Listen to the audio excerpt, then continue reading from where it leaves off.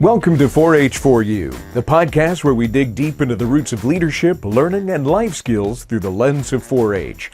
I'm your host, Greg Allen, and today we're celebrating one of the biggest weeks of the year, National 4-H Week. But first, a fun fact.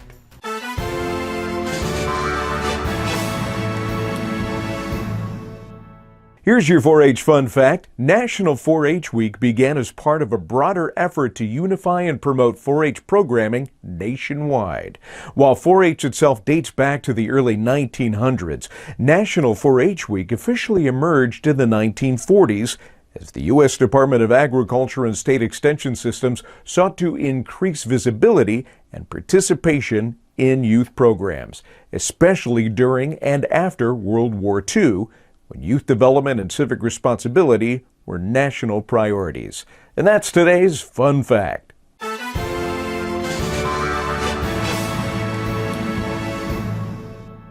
So as of this recording, National 4-H Week was last week, but we didn't want to miss the opportunity to highlight this very important week for 4-H. National 4-H Week is an annual celebration held during the first full week of October across the United States to recognize and promote the 4-H Youth Development Program. It's a time for current members, alumni, volunteers, and supporters to share the impact of 4-H in their communities and to encourage new youth to get involved. And this is the reason why National 4-H Week matters. Because it's more than just a celebration. It's a platform. It gives youth a chance to tell their story, to amplify their voices, and to showcase the diversity and depth of 4-H programs across rural, urban, and suburban communities alike. It's also a valuable recruiting moment, helping others learn about the opportunities that 4-H offers. That's why I thought it only fitting to invite a few state 4-H ambassadors to talk more about it.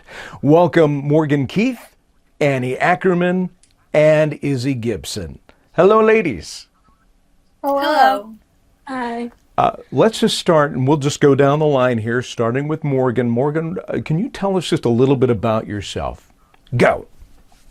So, my name is Morgan Keith. I am from Johnson County. I am a 9-year 4-H member. I show swine and goats in 4-H. I've actually shown goats for 9 years, and I just started showing swine this year, and it's so fun. I love it so much. I also do a lot of different static projects. I've done everything from photography to baking. So my parents have been leaders for 9 years, so 4-H just really runs in my family. So it's a big part of my life. What's your favorite swine to show? Well, this year I had a Berkshire and a Yorkshire, and I just loved them so much. I can't really choose a favorite breed, but I did really love my York Gilt a lot. I used to be with Walton Webcasting, and I don't know if you're familiar with them, but they, webcast all of the livestock shows and whatnot, even goats. So yeah. I'm sure we'd probably seen you on waltonwebcasting.com at one point or another. So, all right, what about you, Annie?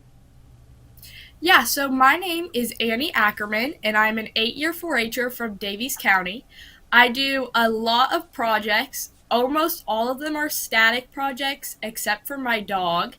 And other than that, 4-H has just been a part of my life for as long as I remember. I have a lot of older siblings who were super involved, so it was just kind of natural for me to be involved as well. Fun. And Izzy? So I'm Izzy Gibson. I'm from Putnam County, and I show rabbits. I do baking, photography, and writing.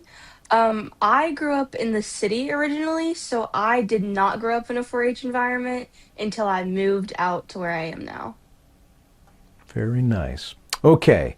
Ladies, I'm sure as you know, last week was National 4-H Week, and I don't know if you all were involved in any celebratory events that were going on. But if you were, can you tell us what you did get involved in with and what National 4-H Week means to you? And we'll start with you, Morgan. So I didn't do anything really big and celebratory, but if you follow the Indiana State 4-H Ambassadors Instagram, we did do a big social media push, and we did different things for different days. So it was like throwbacks. So if you want to go look at some like baby pictures of us, that's a good place to go look at. So we did a big social media push. That was about all I did for National 4-H Week. But National 4-H Week does mean a lot to me because it is an organization that's been a part of my life for as long as I can remember, basically.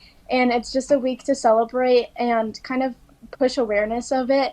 I think 4-H is a really, really, really good organization for younger kids and even young adults to get involved in. I always say that I wouldn't have half the knowledge I have if I didn't join 4-H. 4-H taught me a lot that you can't really learn out of a school book. So I think it's a good week to kind of push awareness, spread awareness to those younger people who don't really know much about 4-H and maybe encourage them to get involved. Annie? Yeah, so kind of like Morgan said, I didn't really do a lot for 4-H, National 4-H Week, but we did do a big social media push for our Indiana State 4-H Ambassador page on Instagram, so that was super fun. And I mean, 4-H Week, it's just like a big culmination of everything. You get to look through so many pictures of the projects you've done for our social media push, and it really just means a lot because like Morgan said, 4-H has been such a huge part of my life. So getting to celebrate that, it's really special.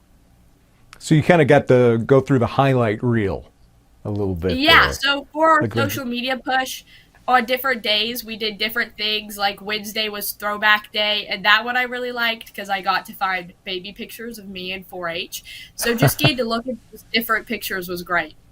What about like old projects? Does your parents like keep that stuff? Like here's the ashtray you made for us in pottery, like back when you were 5. Yeah, we having 4 older siblings who are all in 4-H. Our house is filled with 4-H projects. We have posters everywhere, and we have a million projects. Nice. What about you, Izzy? So once again, I didn't do much for 4-H week except for the social media push. But I do feel like 4-H week is a very important week because I know for me personally, I wouldn't be where I am now without 4-H. It definitely made an impact. So I feel like it's really important to me that more people get to learn about it and we outreach more. Traditionally, it's also a week where you can recruit, new members in like you all said, to raise awareness for it. Have you seen in past 4-H weeks an increase in people getting involved with 4-H? I can't really say anything for the past, but I was talking to one of my county educators recently, and we were doing our 4-H Achievement Night where we get recognized for all of our projects, and I was talking to her, and it was during 4-H week, and she said that this year we have more 4-Hers in Daviess County than we have in a long time. That's awesome. Have you other two heard anything similar? So my county, we have 4-H like ambassadors for our county that just serve Johnson County. We don't really do our big push during National 4-H Week. We do have a 4-H week called Johnson County 4-H Week, which is just like all about Johnson County 4-H. And our ambassadors go around to all the schools in our county, which there's a lot in our county, and we talk to grades 3 to 5 about 4-H and like what it is in our county. And when we do that, we do see a big increase in our enrollment. Nice. And Izzy, what about your county? Well, my county, we have our awards night in November, so we don't really do like a 4-H enrollment like push until November time. But around that time is when we start to see more people get involved in it. We also go around, kind of like how Morgan said, we go around from school to school. Not really like certain kids, but just like the junior leaders club. Some of them go from school to school. It just kind of depends on the year, but we do normally see rises in 4-H enrollment.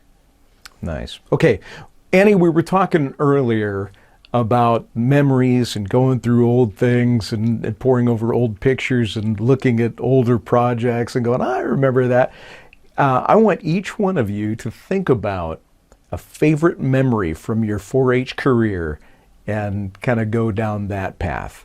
And I'm not going to pick on Morgan to go first. I'm going to actually ask for volunteers. Anybody got one's like, oh, I know the one right here. I knew you'd have to think about it. You know, I can go. You go, Morgan. You go. Okay. So going for 9 years, I get this question a lot. Like, what's your 4-H memory? And a lot of people like are expecting like, oh, I won like this banner. Like, those are exciting, but I'm gonna be so honest. They sit in a tote under my bed, and I rarely ever get them out to look at them. So like, that's not really like my highest. Like, I like really loved this. I'd say my favorite 4-H memory is just like all the fun I've had with my friends at the fair. When I first started 4-H, I was like, oh, I don't know anybody. I'm like really shy, a little third grader, and I just kind of stuck to like me, my sister, and my family. And then in like fifth grade, I started to branch out, and I have made friendships that still are like great friendships to this day.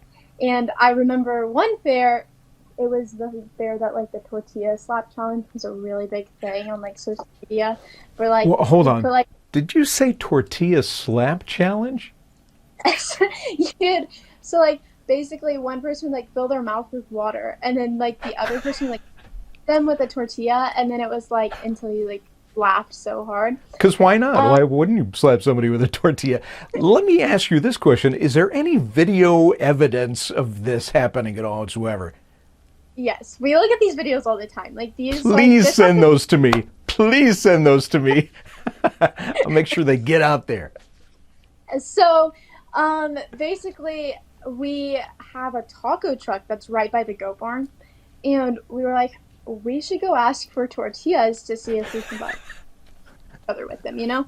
So like we go up, and the guy is like, we're like, can we have tortillas so we can like slap each other with them? And he's like, yes, and he's like kind of chuckling, and we're like hysterically laughing because we obviously think we're so funny. And he was like, do you want them warmed up? And we're like, no, we're gonna slap each other across the face. Don't want them to be hot. And he was like, okay, and he gave us them, and there's like so many videos of it, and we would just like slap each other with them, and then like we were like running around the barn. It was so funny, and it was great. It was a great memory. All right, so just so you know, I'm going to put these videos in post, so please make sure you send those to me. We got to get those on the podcast. All right, Annie, what about you? Slapping anybody across the face with a tortilla? No, mine is not slapping people with tortillas, unfortunately. I think my favorite 4-H memory is getting to be a camp counselor at 4-H camp for the past 2 years. It's just a lot of fun. A lot of crazy things happen. I personally teach a dance class for it, so it's a lot of fun doing that and getting to meet all of these crazy kids from throughout Indiana. Is it salsa? Tap? No. My personal favorite is doing the worm. I'm very good at that, so the kids really like if I do that at the dance class. And let me ask, is there any video evidence of this? There is, yes. Oh, yes. Okay, you got to send that to me, too. I do have a video. I will. Yes. Awesome. Okay, Izzy, anything embarrassing that you're doing that we can get on video? Not really. My favorite 4-H memories are honestly nothing crazy, but it's definitely things that stick out to me is my late nights in the barn. It's something that I really enjoy, especially when I'm in the rabbit barn and I'm trying to get my rabbit ready for show, but he keeps jumping off the table and won't sit still, which is always fun, but it's fine. Or the nights when I'm helping my friends wash her goats in the dark at 11:30. That's always the best part. But it's definitely interesting, but late nights in the barns are definitely my favorite thing to do. So is 11:30 generally a good time to wash a goat? Probably not, especially when you're outside in the dark. It's like, we found the perfect time to wash a goat. Turns out it's 11:30. Hey, all right, as long ladies. as it's done. Yeah, as long as it gets done. Switching gears here a little bit. Been talking about the fun aspects of being a 4-H ambassador. Aside from that, what does being an Indiana State 4-H ambassador mean to you personally? Morgan. So being an Indiana State 4-H ambassador means a lot to me. 4-H is one of my biggest passions. I live and breathe 4-H. And it's given me a lot, and I really enjoy being able to give back to an organization that's given so much to me. Um, I didn't really know much about the state ambassador role until I really jumped into it. And I jumped into it whenever we went on a retreat at the end of July, 1st of August. And I came home and I was just like talking to my mom. I was like, I love this so much. It's a lot of fun, and I really enjoy being able to get more out of 4-H, because one of the things I enjoy most about 4-H is your 4-H experience is what you make it. You can go as far into it as you want, or you can go as little into it as you want. It's really up to you. I've just chosen to go as far as I can with it, and I really enjoy that that's what I'm getting out of it. And I'm helping others and kind of teaching them about 4-H as I do it. I love it. Annie? Yeah, I mean, it really means everything to me. I remember a year ago, my educator was like, listen, Annie, there's this thing called a state ambassador, and I think you really need to apply. And immediately I was like, yes, that's something I definitely want to do. So now that I've jumped into that role, I've really just loved being able to meet all these new people, including Morgan and Izzy and the rest of our ambassadors. And it's really just such an amazing experience getting to share about something I love so much. Would you say that you were so excited about becoming a 4-H ambassador that you instantly did the worm? I was pretty excited. I didn't do the worm that time, but I was really excited. And what about you, Izzy? Being a 4-H state ambassador definitely means a lot to me. I actually had applied a year before and didn't get it. So the past year before I applied, I did every single thing I could possibly do 4-H wise so that I could put it on my application so I could make sure that I would get it and get something that I really wanted. Because at a 4-H camp that I went to, the ambassadors would go on the stage and they would talk to us about like what they do. And I just thought it was so cool and I really wanted it. So I tried to work as hard as I possibly could to get it. That's it. That's what I want right there. Awesome. We're talking with State 4-H ambassadors Morgan, Annie, and Izzy, and we got to take a short break, but coming up, I want to see how these three balance the fun and responsibility of being a leader in 4-H, so stay tuned. The average American reaches for their mobile phone about 350 times a day. For Indiana farmers, that number is probably higher, as the Hoosier Ag Today mobile app keeps them updated on the latest markets, weather, and farm news information. If you haven't downloaded this free app, you're missing out on a powerful and portable resource. The Hoosier Ag Today mobile app can be downloaded at the Apple Store and Google Play, and at HoosierAgToday.com. The Hoosier Ag Today mobile app. Welcome back to 4-H for You, a podcast from the Hoosier Ag Today presents Your Purdue Extension podcast network. I'm talking today with three state 4-H ambassadors, Morgan, Annie, and Izzy. Thanks for joining me, ladies. Thanks for having us. Yeah. Okay, let's continue on with our questions. I feel like this is a job interview. I hope you guys aren't feeling the same way. You're doing a great job answering these questions, by the way. How has 4-H shaped you as a leader over the years? We'll start with Izzy this time. We'll work backwards. Okay, so as I said earlier, I lived in the city up until 4 years ago. So when I was there, I was a very shy person. I didn't want to talk to people. I was very keep to myself. But when I joined 4-H, I slowly realized that I needed to outreach more and get more out of my comfort zone. So honestly, 4-H has helped me so much to grow as who I am. Like, if you would have seen me 4 years ago, I would not be talking right now. Like, it's insane to me how much 4-H has helped me grow as a person and helped me become a better leader. Okay, what about Annie? I think 4-H has shaped me as a leader because thinking back, I remember being a teeny tiny little 4-Her and looking up to everyone in my 4-H club and being like, I want to be just like them one day. So it's really shaped me to recognize that there are always little eyes watching you. So it's so important how you act to be a good role model for those little people. And I would say at 5'2", you probably are still looking up to those people in a different way. Yeah, for sure. And Morgan, what about you?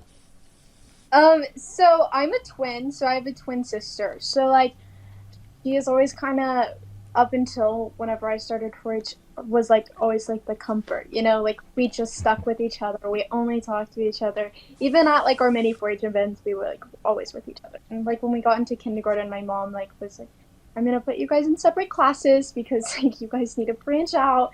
And I'd say we made friends in kindergarten, but like when we saw each other at recess, it was like, forget those friends, like let's go play. So like when we started junior leaders, it was kind of the same way. I was in 8th grade, she was in 8th grade, obviously we're twins. And we would still just stick to each other. And it was the officer election meeting. Someone had came up to me, like one of my biggest role models actually, came up to me and is like, I think you should run for president. And I was like, are you crazy? And then I kind of like sat on that, like as they were talking through like what all the roles are. And I was like, you know what, maybe like someone who I really look up to thinks I'm capable of this, like I'm going to try it. So I did, and it grew my public speaking a lot, obviously, but it also just grew my awareness of like 4-H and being a leader. It just like, it was really weird to me because it was like, I was so shy and I didn't want to talk to anyone, and it went from that to like, I just want to know everyone's names that are in this room. So it really grew me in that way. And I could say, like Annie said, the younger members, there's a sign in the goat barn at our fair that's like, someone in this barn is watching and wants to be just like you one day, and then it's like you owe it to them to be the best you can possibly be. That sign, I read it every year, and it's just like really puts things in perspective for me. Our county does a Pee-wee program, so like our mini 4-Hers can either show sheep or pigs, and then our goat club does a like Pee-wee goat showmanship, and I have I like to call them basically my little show team. Every Tuesday they come and show goats, and they love it, and I love it a lot because it's teaching a lot about my passion. But I also look at it and like I'll do some things in the show ring, and some of them will come watch me on Monday when I show, and they'll do the same thing that I was doing. And it really does put things in perspective that someone is always watching you and someone wants to be just like you. And sometimes that's like, oh, that's really scary. Like I'm like living for the first time too. But at the same time, it really does push me to be a better person. I really enjoy that. That's awesome. And each one of you talked about, kind of coming up in 4-H and when I was younger, when we were younger. So let's turn that around. What advice would you give to younger members that are just starting out? Maybe some advice that was given to you when you were younger. We'll start with Izzy. Sorry. So I feel like advice that I would definitely give to younger 4-H members is don't be scared to do things. Because I know when I first started, like especially my very first year, I was so terrified to run for office in my clubs, to talk to new people. But I realized that it's so much easier to just do it instead of not doing it and regretting it later. That's something that I've definitely learned over the years, is that if you want to do something and you even think about wanting to do it, just do it. Because if you don't, you might regret it later when you don't have the chance. Good advice. Annie? I would honestly say just to try everything, because you never know what's going to stick, what projects you're going to like. I have taken so many projects over the years, and some of them have really surprised me that I actually enjoyed it.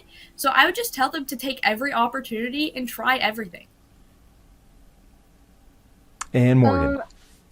I would say never say never. There was like things that in 4-H I like was like, I'll never show pigs. I wanted to show pigs, but I was like I don't know that my dad would be up for that. Here's a little bit of words of wisdom. If you keep begging, your dad will eventually say yes. That's what I learned. I never stopped about it. Or I was like, I'll never be, like, I never thought I would get this. When I applied, I was like, oh, I won't get this. This will not happen. And here I am talking to you today as an Indiana State 4-H ambassador. So if you really want something, you'll definitely get it if you work for it and you try for it. So never say never. And as a father of 3 daughters, I can attest to that yes, if you press hard enough and bat those eyelashes, dads have a hard time saying no to their little girls. Okay, so as we wrap things up today, and I said we were going to get to this before we went to the break, but how do you balance the fun side of 4-H, the slapping each other in the face with tortillas and doing the worm, and how do you balance all that, and then the responsibility part of it that it teaches? And we'll start with Izzy again. I feel like the balance is definitely something you have to learn how to do because it's definitely not easy at first, especially if you start out with 4-H just for fun and not like to take it as like something, I guess, like not take it seriously, but like, I don't know. I feel like it's definitely something you have to learn because I know when I first started, I started because my friends did it. So I was just there to hang out with my friends, not really to jump into it. So I feel like you just have to know when it's time to hang out with people and have fun and when it's time to sit down and be serious. But I've also learned in 4-H that during those serious moments, if you enjoy it enough, you're still having fun. Izzy or Annie? Yeah, so Izzy talked about learning how to balance it, and I think I'm still learning. I take 20-something projects every year, and I generally find myself the week before we have to turn them in, staying up till 4 a.m. and just having to finish them that way. So it's definitely a hard thing to learn because, it's summertime. You want to hang out with your friends. You want to go to the pool and have fun. But you really have to remember that this is such an important thing to do. Learning the responsibility and the hard work, it's just such an important thing to learn. And I think that's just a great thing about 4-H. And Morgan. For me, I think everything I do in 4-H is fun to me. I hanging out with my pigs, I did that for fun. They were light to me.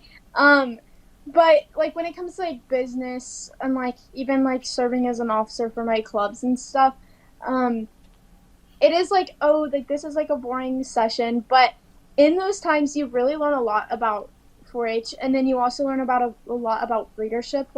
From a member perspective, you're watching people lead and you're taking notes, and then you eventually become a leader. So I think the best way I balanced it whenever I was a member and even as a member now is what am I going to gain from this? And there's a lot to gain long term. So it's kind of just a motivation of I will gain from this, and it will really benefit me in the future to kind of sit down and do this now. Awesome. Morgan, Annie, Izzy, final question, and any one of you or all of you at the same time in unison can answer this question, but how can people connect with the 4-H ambassadors? So we have an Instagram account, Indiana State 4-H Ambassadors. You can follow us on there. I think that's the only account we have because it's more for the younger generations. But even the older generations can follow along with us. We try to stay pretty active on there. You can just follow Indiana 4-H on Facebook, Instagram. You'll see some updates about Indiana 4-H as a whole. Ladies, thank you so much for joining me today on 4-H for You. Thank you for having us. Thank you. Well, that's a wrap on this special National 4-H Week edition of 4-H for You. A big thank you to our guests for sharing their stories, and to you, our listeners, for tuning in. Whether you're wearing green, leading a project, or cheering from the sidelines, you are part of something bigger. If you enjoyed today's episode, don't forget to subscribe, leave a review, and share it with your 4-H family. And until next time, keep your head, heart, hands, and health in the game. And remember, in 4-H, we don't just grow leaders, we grow people who lead with purpose. This has been 4-H for You, a podcast from the Hoosier Ag Today presents Your Purdue Extension Podcast Network. I'm Greg Allen.